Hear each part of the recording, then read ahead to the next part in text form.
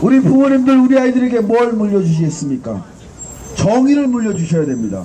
상식을 물려주셔야 됩니다. 나 좀 먹고 사니까 그런 거 나 모르겠어. 나 얼마든지 나 혼자 잘 먹고 잘 살 수 있어 라고 이야기합니다. 아니 혼자 삽니까? 온 가족이 다 잘 살아요? 또는 아들 딸들이 좀 가난하고 못 사는 며느리 사이 만나서 데리고 오면 어떻게 할 겁니까? 사돈 집안 못 사는 건 어떻게 할 거예요? 우리가 다 같이 잘 살려면 정의와 상식이 반드시 필요한 겁니다.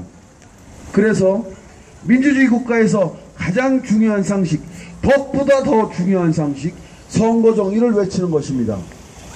박근혜가 감옥으로 가기 전에는 대한민국 국민들은 온전한 인간의 삶을 향유할 수 없습니다. 그 증거가 바로 저기 있는 세월호 농성장의 천막들입니다. 어떻게 사람을 저렇게 만들 수가 있는 겁니까?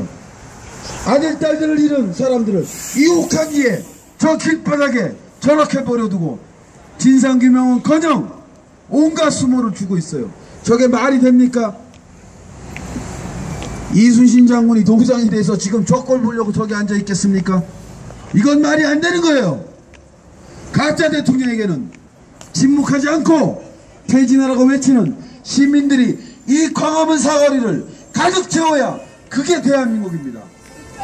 그날을 기약하면서 다시 한번 외쳐보겠습니다. 박근혜는 퇴진하라! 박근혜는 퇴진하라!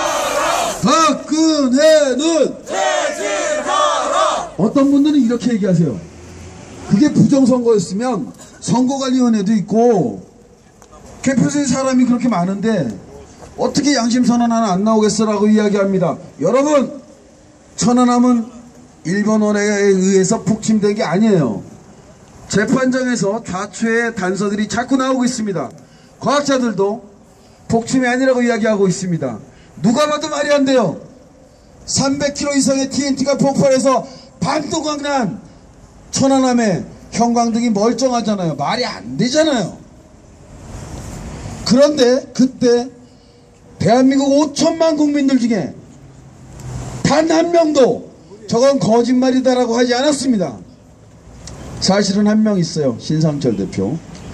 그분이 천안함은 북침이 아니다라고 한 명이 증언했어요. 천안함에 46명이 수병들이 빠져 죽었습니다.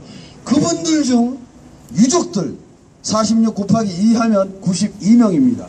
92명의 엄마 아빠들이 내 아들의 사인은 그것이 아니다 라고 진실을 얘기하지 않았어요. 부정대선의 증거들이 드러나지 않는 것은 공포와 결핍 때문입니다. 여러분들은 경찰 CCTV에 찍혀있는 경찰관들의 대화를 통해서 국정원 댓글이 대선에 개입했다는 사실을 확인하셨어요. 경찰 조사하는 과정에서 CCTV가 다 찍혀있고 그걸 확인하셨는데도 새로운 증거를 원합니다. 경찰관들이 국정원 댓글 증거들을 야 싹 다 갈아버려, 이런 거 알려주면 안 되잖아, 다 없애버려, 이런 대화가, 영상과 함께 대화가 이미 공개됐어요. 더 이상 뭘 양심선언을 기대하십니까?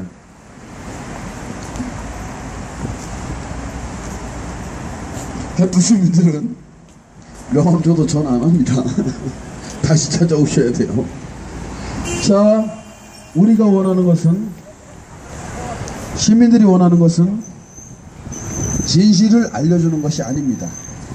싸움을 하는 모습을 보고 싶어 하는 겁니다. 정말 싸우는 모습을. 저 시청광장에 수만 명이 매일 모였지만 왜 지금 아무도 없는지 아세요? 그때 당시에 집회를 주도하던 분들은 과격한 구호를 외치면 안 된다, 온건한 구호로 사람들이 더 많이 오게 해야 된다라고 했습니다. 그건 거짓말이에요. 이미 증명됐습니다. 안 와요. 저 농성장에도 없고 시청 앞에도 없어요. 온건하게 사과하라, 한번 만나주세요. 대선 부정인데 국정원 해체 이런 얘기는 하고 있었는데도, 그렇게 온건하게 했는데도, 맨날 문화자만 했는데도 사람들 안 와요. 왜 안 올까요? 이 추위에 거리에 나오는 사람들은 온건한 이야기를 듣기 위해서 나온 게 아닙니다. 정의로운 이야기를 듣기 위해 나온 것입니다. 이길 수 있다고 판단할 때 사람들이 모이는 것입니다. 이 싸움의 방향이 맞다고 생각할 때 모이는 것입니다. 그런데 맨날 나와 봤더니 문화재만 하고 집에 가요. 뭐 하려고 나옵니까? 나 같아도 안 나오지. 여러분들께 반드시 바로잡고 싶은 게 있습니다. 노동투쟁 현장이 있고 세월호 현장이 있고 여기 해픈 현장이 있습니다. 반드시 명심하셔야 되는 것이 있습니다. 우리는 문화재라는 이야기를 참 많이 합니다. 문화재는 집회를 하고 싶은데 경찰들이 집회 신고를 안 내줄 때 어쩔 수 없이 문화재라는 형태를 빌어서 집회를 갖는 겁니다. 착각하지 마셔요. 무슨 문화재입니까? 애들이 수백 명이 죽었는데 무슨 문화재예요? 우리는 집회를 하기 위해서, 시위를 하기 위해서 이 자리에 나온 것이고, 문화재는 하나의 형식일 뿐입니다. 문화재 하다 보니까 아주 그냥 춤추고 노래하고 촛불 켜고 놀다 가는 게 이제 익숙해졌어요. 이렇게 되니까 가짜 대통령 앞에서 꼼짝도 못하는 겁니다. 문화재는 법률적인 시민의 권리를 인정하지 않고 무법한 집회, 불허에 대응하기 위한 변칙적인 방법이에요. 헌법이 보장한 집회와 시위와 결사의 자유를 탄압하는 권력에 맞서서 어떻게든 집회를 해보기 위해서 문화재라는 이름을 걸고 허가를 받는 것 뿐입니다. 그 내용은 당당하게 시민의 권리를 이야기하는 집회, 시위, 행진, 결사여야 하는 것입니다. 이 부분에서 깨어나야 합니다. 문화재라니까 정말 하계회나 하는 줄 아는 사람들이 무슨 진실을 지키겠습니까? 자기들이 진실을 파묻고 있는데. 우리는 정의를 똑바로 직시할 수 있어야 되고 우리의 적이 누군지 직시할 수 있어야 하며 그래야 싸울 수 있고 그래야 이길 수 있습니다. 누가 돌 던지고 화염병 던지라고 했습니까? 아닙니다.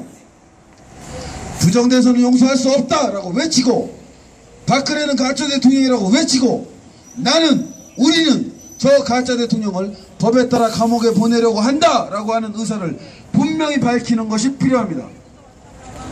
과격이냐 온건이냐는 방법에 있는 것이지 목적에 있는 것이 아닙니다. 부정대선이냐 아니냐, 박근혜가 가짜냐 진짜냐는 정과 사, 옳고 그름, 진실과 거짓을 가려내는 판단이기에 과격하다 온전하다라고 이야기할 수 없습니다. 저 가짜 대통령 박근혜를 감옥에 보내는데 화염병을 던질 것이냐 구호를 외칠 것이냐는 과격과 온건의 구분이 가능합니다. 지금까지 회쁜 시민 누구도 돌 하나 던진 적 없고 화염병 던진 적 없습니다. 우리가 이야기하는 것은 명쾌하게 부정대선이다, 박근혜는 가짜다, 법대로 하자, 평화롭게 싸우는 것입니다. 이렇게 평화로운 투쟁조차도 부담스럽다면